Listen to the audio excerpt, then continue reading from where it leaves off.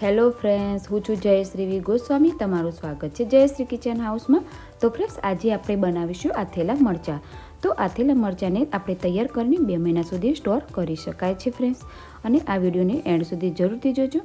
તો ફ્રેન્ડ્સ, અહીંયા આપણે 2 ટિપ્સ આજે બતાવીશું કે તમારા મરચાં જે છે તેમાં કડવા નહીં બને અને તમારા સ્ટોર પણ તમે લાંબા સુધી કરી શકશો.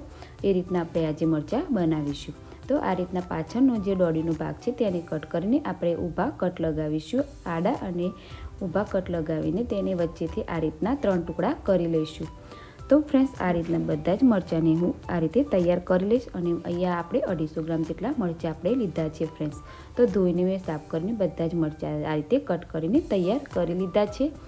હવે અહીંયા આપણે આ રીતે ઝારાની મદદથી બધા જ મરચાંને આ રીતે તૈયાર કરીશું, જેથી એક્સ્ટ્રા જે બિયા છે તે નીકળી જશે અને આપણા મરચાંમાં જે હોય છે તીખાશ એ ઓછી થઈ જશે. અને આ રીતે બધા જ મરચાં આપણે તૈયાર કરીને આ રીતે બીજા વાસણમાં લઈશું. તો બધા જ મરચાં આ રીતના આપણે ચાળીને લઈ લીધા છે. તો તેમાં હવે આપણે 3 ચમચી જેટલું મીઠું ઉમેરી લઈશું. તો મીઠું ઉમેરવાથી આપણા મરચાં એકદમ તીખાશ ઓછી થઈ જાય છે અને એકદમ સોફ્ટ જલ્દી થઈ જશે, જેથી આપણા મરચાં સરળથી જલ્દી થઈ જશે. તો 1 ચમચી હળદર નાખીને આ રીતે આપણે બધું મિક્સ કરીશું. તો આ રીતે આપણે ચમચીથી એકવાર હલાવીશું અને વચ્ચે વચ્ચે આપણે થોડુંક હલાવતા જઈશું અને 3 થી 4 કલાક માટે તેને આપણે ઢાંકીને રાખી દઈશું. તો 3 થી 4 કલાક થઈ ગયા છે. તમે જોઈ શકો છો ફ્રેન્ડ્સ, ઘણું બધું એક્સ્ટ્રા પાણી જે છે એ નીકળી ગયું છે અને આપણા મરચાં પણ એકદમ સોફ્ટ, એકદમ નરમ પણ થઈ ગયા છે. તો આ રીતના કાણાવાળા વાસણમાં આપણે બધા જ મરચાં કાઢી લઈશું. તો બધું વધારાનું જે પણ એક્સ્ટ્રા પાણી છે એ પણ નીકળી જશે અને મરચાં આપણા સરસ કોરા થઈ જશે.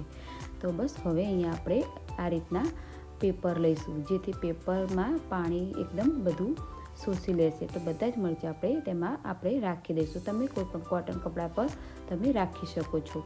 અને આ રીતે ચમચાથી બધા મરચાં ફેલાવી લઈશું, જેથી આપણા મરચાં છૂટા પાડી દઈશું. તો આપણા મરચાં જલ્દીથી 10 જ મિનિટમાં કોરા થઈ જશે. તો હવે મરચાં પણ આપણા 10 મિનિટમાં કોરા થઈ જશે.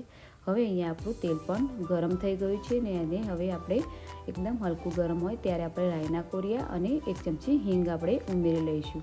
તો ફ્રેન્ડ્સ, અહીંયા આપણે આ ટીપ છે કે આ મસાલા જ આપણે કરવાના છે, બીજા કોઈ એક્સ્ટ્રા મસાલો હું નથી કરતી.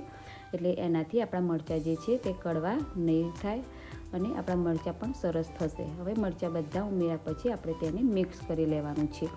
તો બધું જ આપણે એકવાર મિક્સ કરી લેવાનું છે અને મિક્સ થઈ ગયા પછી તેમાં આપણે 1/2 ચમચી જેટલું મીઠું અને અહીંયા આપણે લીંબુનો રસ ઉમેરી લઈશું.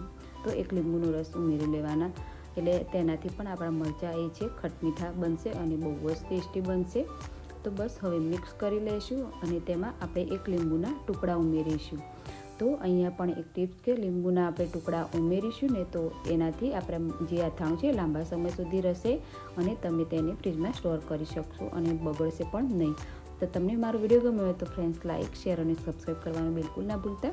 અને હવે આપણે કાચની બરણીમાં આ રીતે ભરીને હવે તેને આપણે 1 કલાક માટે બહાર રાખીશું. પછી તમે ફ્રીજમાં પણ તમે રાખી શકો છો અને તમે રોજ પણ તમે એને ખાઈ શકો છો. તો ફ્રેન્ડ્સ, આ રીતે નાની બોટલમાં અલગ ભરીને તમે ખાશો તો તમારે આ મરચાં જે છે એ લાંબા સુધી બગડશે નહીં અને સારા રહેશે. તો ફ્રેન્ડ્સ, તમને મારો વિડીયો ગમે તો લાઇક, શેર અને સબસ્ક્રાઈબ કરજો. મને કમેન્ટમાં જણાવજો તમને મારા વિડીયો કેવા લાગે. Thank you so much.